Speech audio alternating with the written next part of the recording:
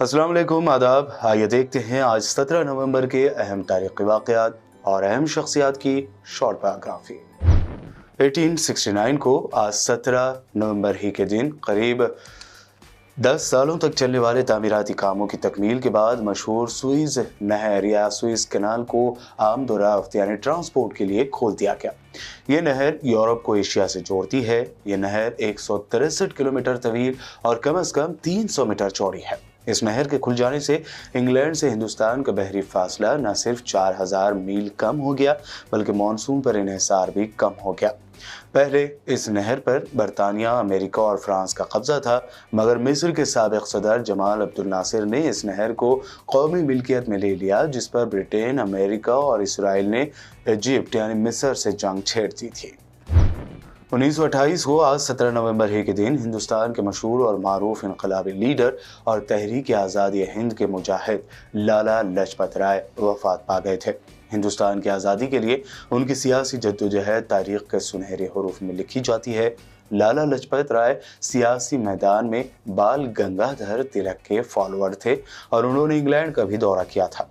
ज़राई तहरीक शुरू करने की पादाश में उन्हें बर्मा यानी मौजूदा म्यांमार भेज दिया गया। उनका अक़ीदा था कि मुकम्मल आज़ादी के बगैर समझौता मुमकिन नहीं और इसीलिए गांधी जी की तहरीक को वो क़याली समझते थे। जेल से रिहाई के बाद वो स्वराज पार्टी में शामिल हो गए। एक मुजाहरे के दौरान बरतानवी अफवाज की लाठीचार्ज में लाला जी शदीद जख्मी हो गए और इन्हीं जख्मों के बाद वो शहीद हो गए थे।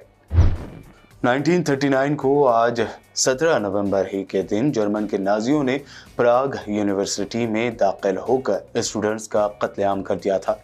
जर्मन के नाजियों ने ये चेकोस्लोवाकिया पर जर्मनी के खिलाफ एहतजाज कर रहे प्राग यूनिवर्सिटी के 9 तलबा को हलाक कर दिया था, जबकि 1200 तलबा को कंसंट्रेशन कैंप भेज दिया गया था। इस हमले की याद में बैनुल-अक़वामी सतह पर आज का दिन इंटरनेशनल स्टूडेंट डे यानी बैनुल-अक़वामी यौम तलबा के तौर पर मनाया जाता है। 2012 17 नवंबर ही के दिन शिवसेना के सरबराह बाल ठाकरे की मौत हो गई थी। महाराष्ट्र की सियासत में बंबई से गैर मराठी लोगों को बाहर रखने के लिए तहरीक शुरू करने वाले बाल ठाकरे सियासत में कदम रखने से पहले एक कार्टूनिस्ट थे। बाल ठाकरे की कायम करदा शिवसेना ने गैर मराठियों के खिलाफ मुतादिद दफा तशद्दुद का रंग इख्तियार किया। शिवसेना में बाल ठाकरे के अलावा कोई दूसरा लीडर नहीं था। हत्ता कि पार्टी में तंजीमी इंतखाबात की बात करने की भी हिम्मत किसी ने नहीं दिखाई थी। बाल ठाकरे के दौर में शिवसेना सेंटर की हुकूमत में इत्तेहादी जमात रही और उस वक्त के वजीर अटल बिहारी वाजपेयी पर बाल ठाकरे ने हमेशा दबाव बनाए रखा। ये थे आज के अहम तारीखी वाक़यात। PBN चैनल को सब्सक्राइब ज़रूर करें।